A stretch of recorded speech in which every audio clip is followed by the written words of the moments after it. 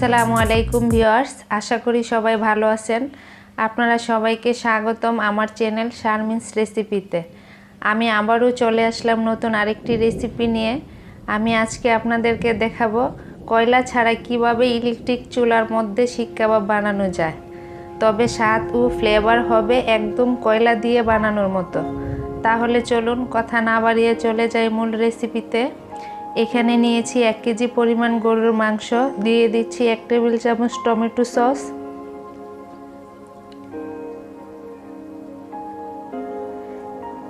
দুই টেবিল চামচ soya sauce, আর দিচ্ছি 2 টেবিল চামচ বারবিকিউ সস,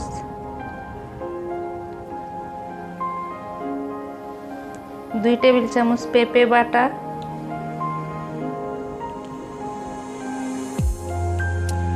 2 টেবিল চামচ পরিমাণ টক দই,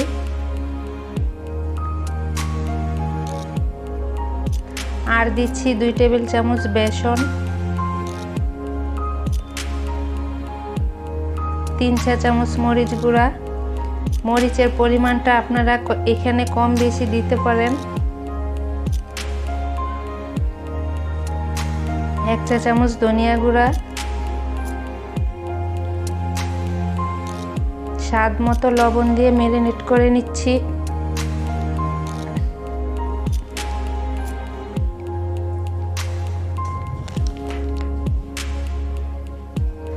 এখন দিয়ে দিচ্ছি সম পরিমাণে পেস্ট করে রাখা 2 টেবিল চামচ পরিমাণ আদা রসুন,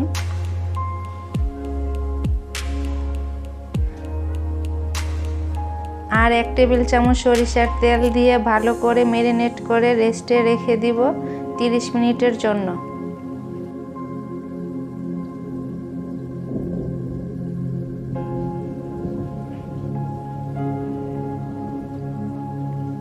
ফিরে আসলাম 30 মিনিট পর। দেখতেই পাচ্ছেন মাংসগুলো লম্বা শেপে কেটে নিয়েছি। এখন একটি স্টিকের মধ্যে মাংসগুলো গেঁথে নিচ্ছি।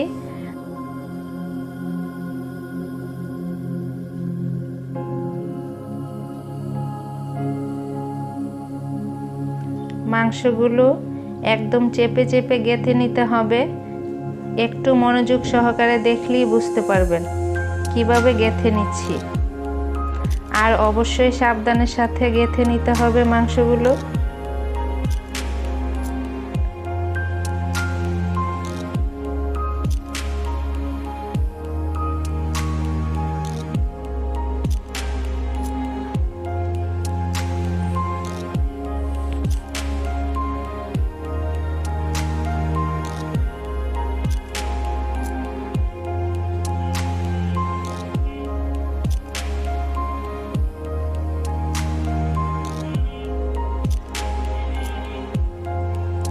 দেখতেই পাচ্ছেন খুব সুন্দরভাবে মাংসগুলো গেঁথে নিয়েছি। এরকম ভাবে সবগুলো স্টিক বানিয়ে নিব।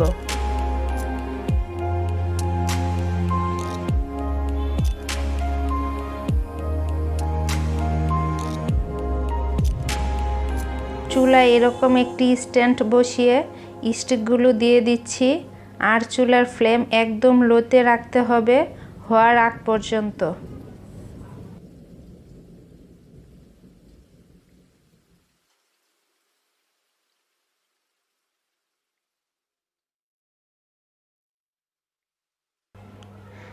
এক পাশ হয়ে গেলে অপর পাশ উল্টিয়ে দিতে হবে।